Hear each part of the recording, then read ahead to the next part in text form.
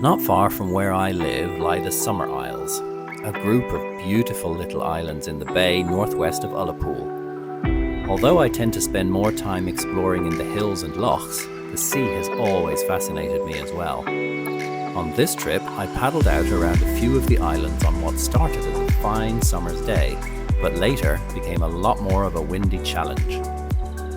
Despite the conditions, I did find a sheltered spot behind one island for a spectacular snorkel in what I would describe as a cold water paradise, filled with life which sits, swims and pulsates through the gloom.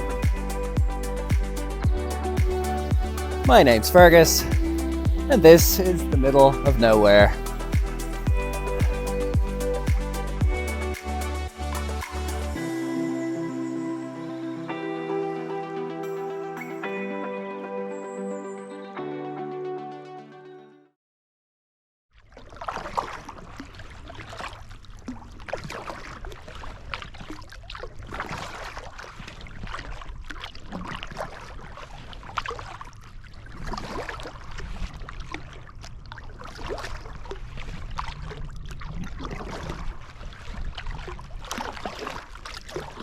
Hi folks, I'm back on the sea. It's been a while since I've been out on the sea in my kayak, and I'm heading out around some of the Summer Isles today in the Minch between northwest Scotland and the Outer Hebrides, and it is an incredible day. Really lucky after some pretty miserable weather at the start of the month. Things have really come together today to bring bright sunshine and really clear air. The mountains all around the horizon are as clear as anything. You can see Stack Polly over there, partially covered in cloud, and Challoch, the Isle of Lewis and Harris out there. But that's not my attention for today. Today is all about the sea. I don't have time to camp tonight, so I'm gonna go and explore around the coasts of several of the islands here, which I've never been to before, including Tanera Moor, Tanera Beg, Elon Fodda Moor, and some various smaller ones on top of that, because you cannot pass up opportunities like this where you get calm conditions to really appreciate these exposed places. If I get lucky, see some wildlife. So far I've seen one seal a little while ago, and I'm seeing jellyfish go by under my boat. There's plenty of those around. And the Summer Isles, there's something special about the Summer Isles.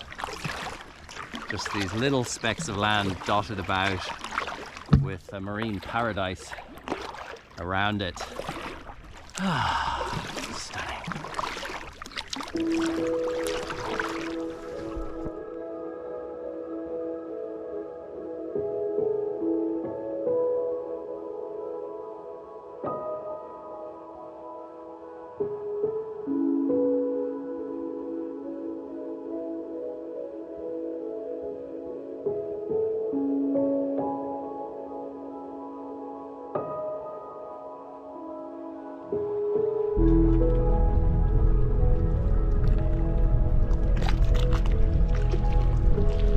Cliffs, covered in bird poo. Impressive.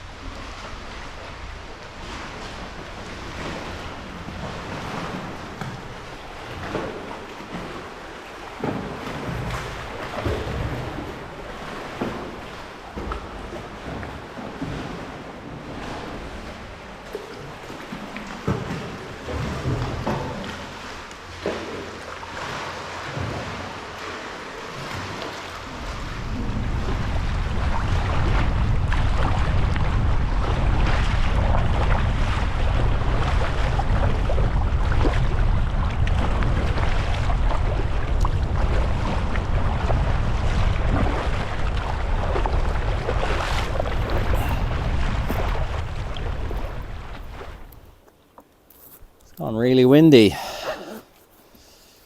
So I've had to battle my way around the headland, the most exposed headland on Tanera Beg, just for a few minutes to get to the beach. And it's quite bumpy. So I'm going to be putting my dry suit on, which I had in the back, but it was so hot when I got on the boat earlier on that I didn't want to put it on. But I'll certainly be wearing it from here on and putting the more fragile stuff like cameras away. It's also gone a lot more cloudy all of a sudden, but that was exactly as forecast. This would be a nice place to camp, just up behind this rocky beach. I've brought snorkeling gear along, and I was going to go for a snorkel a little bit further around, but with the change in the weather, if the sea is too rough, I'm going to be cancelling that. See what happens.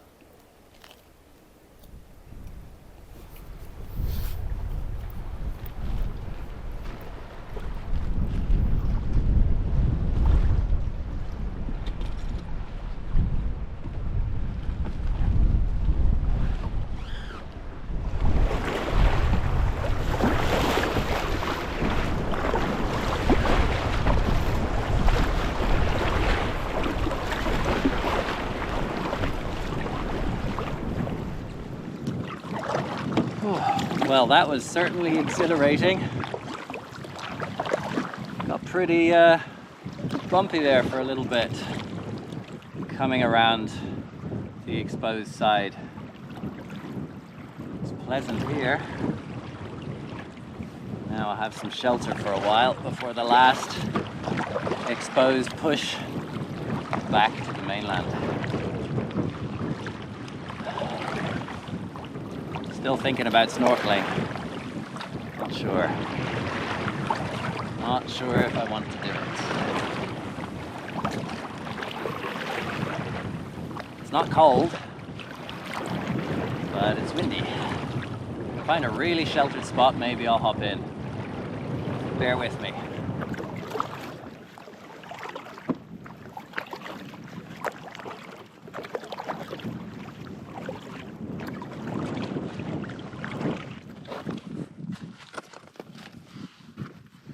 Okay, I found a spot to suit my purposes.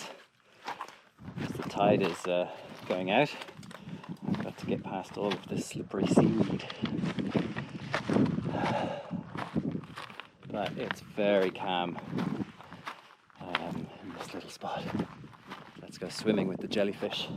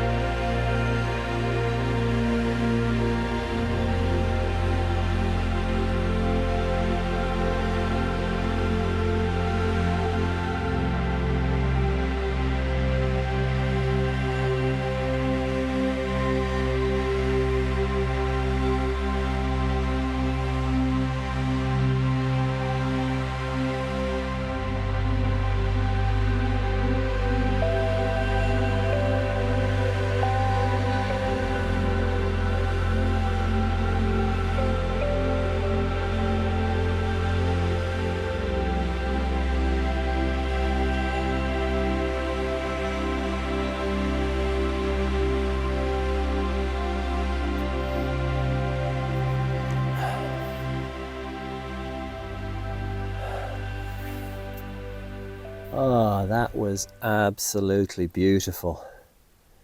I didn't expect there to be quite so much life around the kelp and around the walls. It's often quite hit and miss when you go around, and when you try going somewhere which is not on any kind of snorkeling maps, or that you've just figured out to go to yourself, it's often a bit of a dud.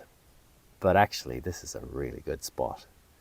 I'm on Elon Fodda Moor, which is just to the north of Tanera Beg, and there's loads of little fish around the kelp close to the shore, and it drops off, unsurprisingly, looking at the cliffs over there, quite steeply, and it drops down to about 10 meters, I reckon.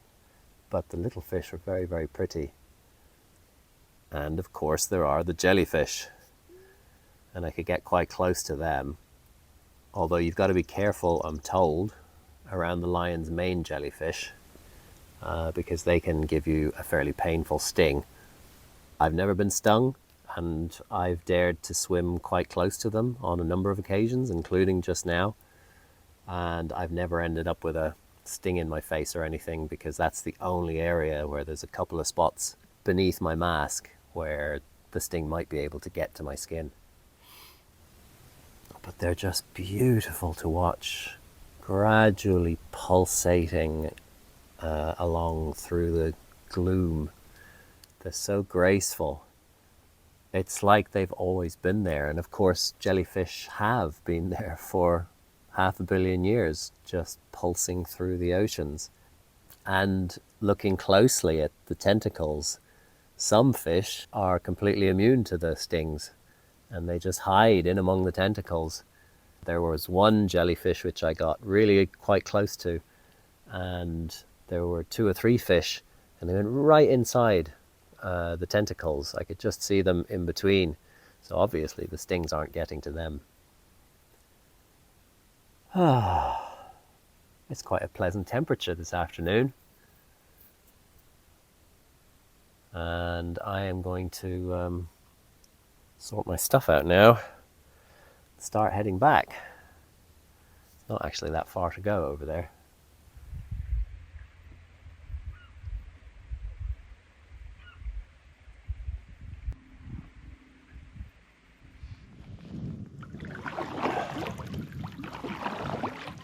All right,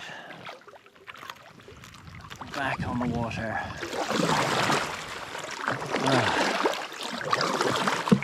That was a lovely little stop.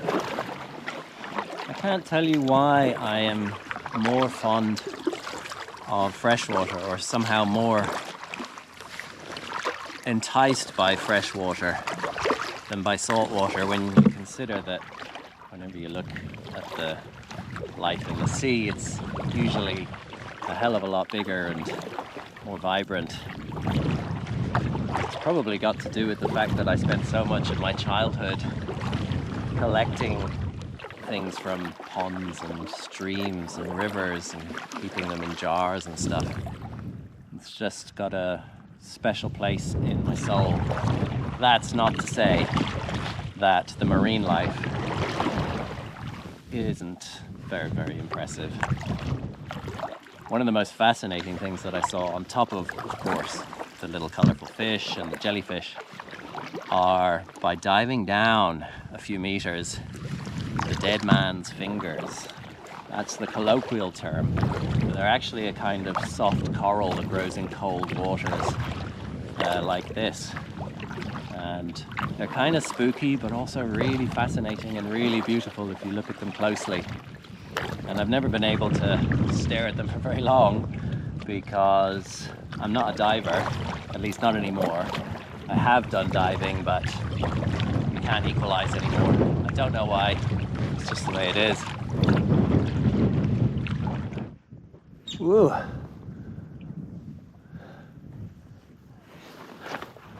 These terns are dive bombing me. I've only seen that in the Arctic before.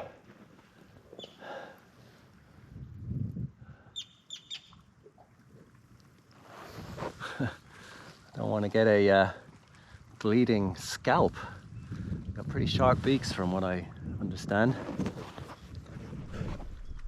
Come on, try it. Just try it. I'm not gonna take your eggs. Not gonna take your eggs.